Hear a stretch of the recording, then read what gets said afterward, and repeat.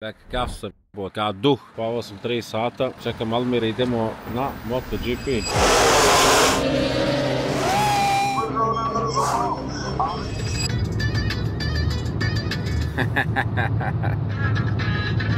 Hoće, go igračice. You speak English? We have 2 VIP tickets. Is there any place to buy 2 additional tickets for them? Okay. We can buy. Okay. Ima se kopijel? Thank you. Sluša.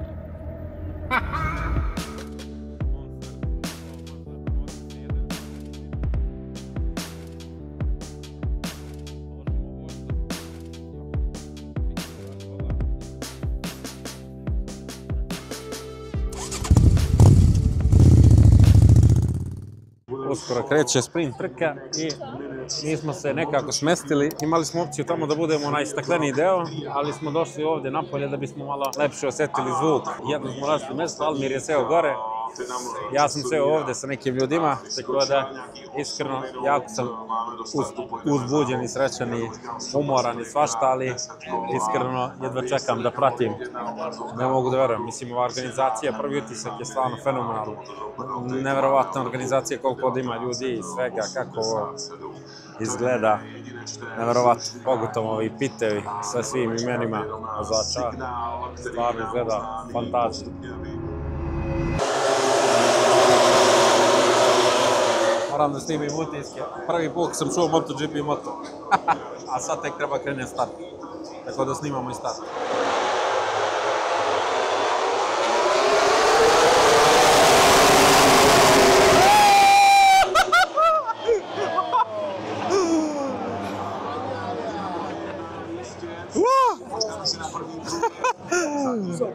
Brate, kakav osjećaj! Ne mogu da verujem, kakav je ovo zvuk, ljudi. Ovo je nešto. Nikad u životu nisam doživio ovo kad stižu. Stižu.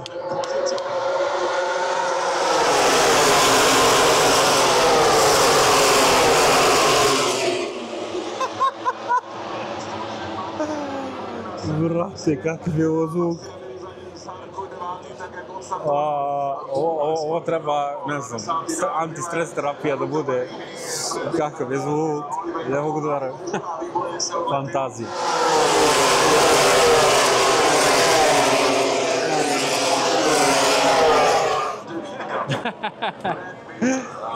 Boga mi, Marquez ne prašta. A Costa zapretio, ali svaka mu čast. E pa ljudi, završili smo posjetu MotoGP-u dan 1, gledali smo sprint i sad je vrijeme da krenemo nazad.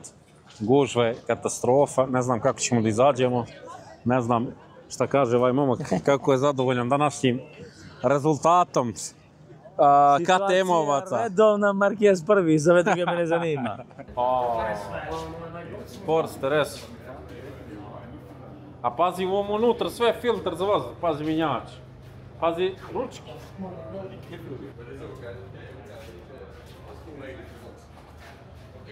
Stižu Harley na trku. Moto E mašinu.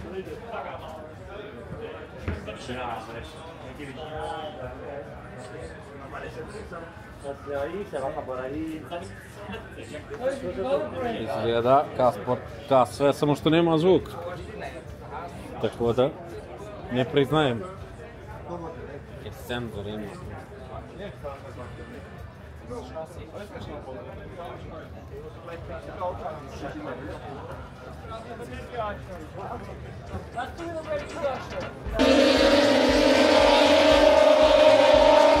Dobar dan, dobri ljudi. Dobrodošli u dan 2, šta mislimo. Probudili smo se, spavali smo sinoć, brate, u Poljsku. Zvali smo 10 hotela, jedva smo našli i to, brate, da spavamo u 11:30, zato što nas je jedan booking smeštaj koji smo platili odradio. Zeznuli smo se na smeštaj, ali dobro, jučer smo pratili sprint trke na pravac, ali smo danas opet morali da zakasnimo i došli smo negdje na polovinu Moto2 trke, ali ovi Moto2 motori, kako se čuju, fenomenalno zvuče, znači to je fantazija. U principu, utisci su, nemam pojma, neverovatni, ali treba dosta bolje da si organizovan i da znaš gdje dolaziš gdje hoćeš da gledaš. Mi smo bili posle u neku travu, neki C deo, gdje imaš bukvalno 4 krivine da pratiš, ali tu je bilo previše ljudi i previše sunca i onda, pošto smo imali VIP propusnice, sam se vratio ovdje u ovaj VIP lounge, ovdje klimatizovano, lijepo jeste da vidiš pravac samo ovdje nekim delom i da čuješ zvuk, ali posle ću uzmem propusnice za padok i tamo da vas malo provedem da vidimo kako u padok. Jučer smo vidjeli dosta MotoGP vozača, jedva sam uhvatio nekog da slikam generalno, zato što oni svi žure ovdje ispred medija centra itd. Ali slikao sam Almira sa par njih, ja nisam uspio da se slikam, htio sam slikam samo s Quartararom, ali žure ljudi, brate, neću da ih smaram šta god, tako da odu da idem u Lubenicu, javljam vam se kasnije. Ušli smo u padok, warm up krug! Aprilia Racing. Pazi, ovdje i motor, izloženi sve. Kuku, kako se dokače. Ja ne mogu. Ja i sad kad zagrame. Evo i.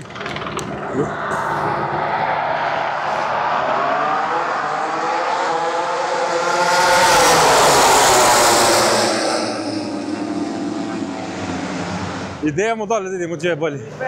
Evo, monstrumi. Da vidimo da li Bezzecchi čuva i da li Bezzecchi uopšte prvi sa Aprilijem ili ono Martin.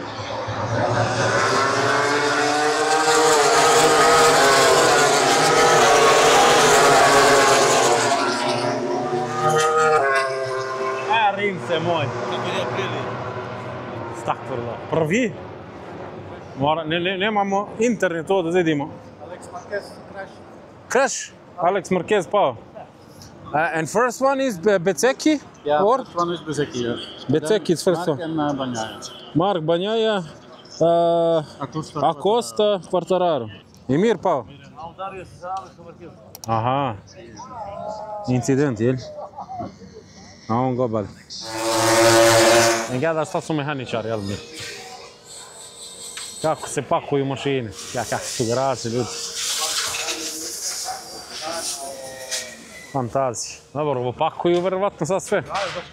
A vidiš, oni ove mašine rastavljaju sve, ali sve u komati rastavljaju. Zamisli, sve se čisti, kompresor, galati, kapoteka. Uglavnom, trka se završila, Marquez dokazao i dalje da je tata igrice, da je doktor, da je stvarno najbolji vozač što može da vozi. Ali imamo ženske propusnice. Ženske, pederske roze, jesu. Nema veze, bitno smo ušli u padok. Da vam prikažemo malo padok. Ovdje su timovi svi i tamo ispred su garaže, znači oni su parkirani svako ispred svoje garaže. Ovdje su dodatne kancelarije svih velikih kompanija.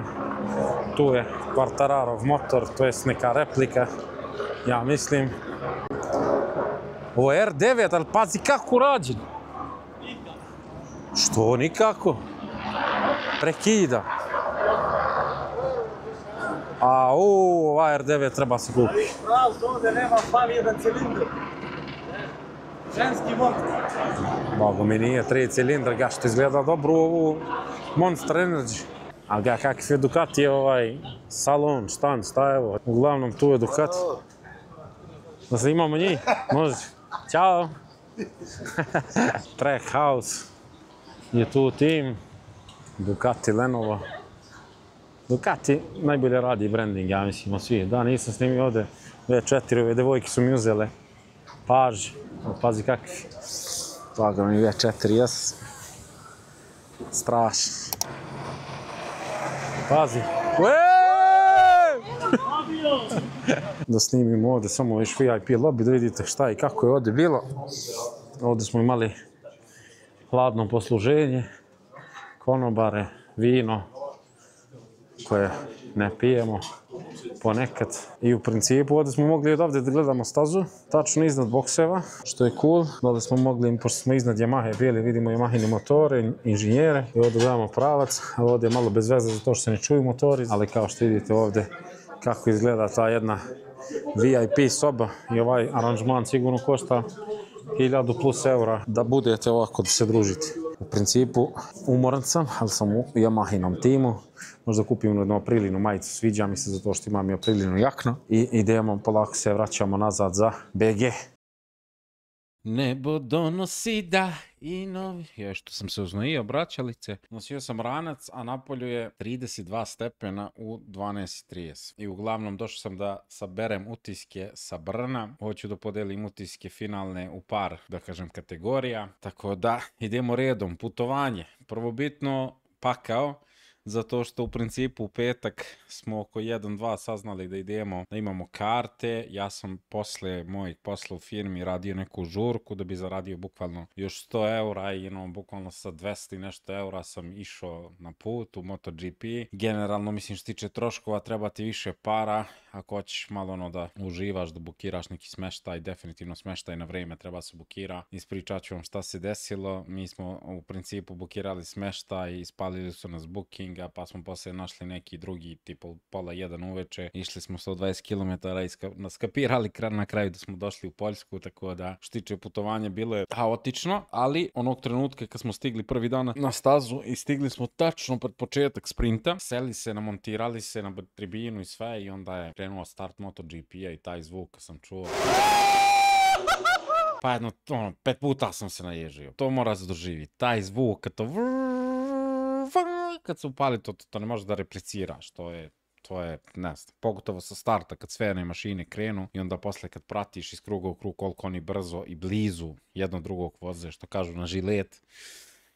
Fantazije. U povratku, mislim, najbitnije je da smo mi prošli živi, zdravi, ok, jesmo se namučili, umorili, nismo spavali i sve to, ali bitno da je sve to prošlo kako treba. Za naredni put i za sve vas koji planirate putujete na MotoGP, mjesec dana minimum ranije bukirajte smeštaj, isplanirajte putovanje, isplanirajte gdje ćete gledati, sa koje tribine na stazi, pitajte neki ljudi ako su išli pre, čisto da se malo bolje organizujete. Brno kao grad je prelep, malo smo šetali, isto umorni uveče, ali baš mi se svideo. Što je rekao da moji kolege iz firme je malo lepši Prag, meni je taj neki isto utisak ostavio, obzirom da sam bio prvi put u tom gradu, stvarno mi se svideo, voleo sam da ostanem još neki dan tamo, ali nažalost morao sam se vratiti zbog posla. Brno kao staza je vrh, znači ona je izmeštena nekih 20 km od grada, kao recimo se penješ od Beograda do Avale, ama da na Avali ima previše ljudi, tamo nije malo ništa, nešto, bukvalno kao da si popeo koji iz Pazara, zna, lupam,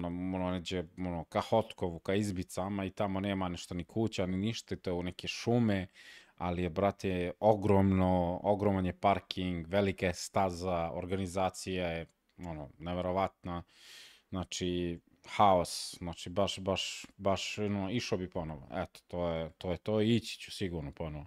MotoGP trka i iskustvo, znači za prvi put iskreno ja sam zadovoljan. Gledali smo sprint sa startno-ciljnog pravca, trku smo gledali prvo Moto2 trku u jednom delu tribina C se zove, ja mislim, to je bukvalno trava, jedno veliko brdo gde ti gledaš kako oni dolaze odozgo i 4 krivine, bukvalno pratiš kako padaju dole, levo, desno, izlaze tamo, ja mislim, ka startnom ciljom pravcu, taj deo staze je dobar baš za gledanje, gledaš i kočenje, ali su ti daleko malo, tako da dvogled neki ili nešto da se ponese, da malo bolje pratiš bi bilo cool, i kišobran obavezno ako je i kiša i ako je sunce, znači. A MotoGP trka, imali smo vi propusnice i ušli smo u padok zato što nam je neko rekao da možemo iz padoka da gledamo i to je bilo fantazija. Bili smo nekih 50 metara, videli ste, smo pratili kočenje sa startom ciljnog pravca, bukvalno smo gledali kad koče i videli smo da je Marquez nije normalan,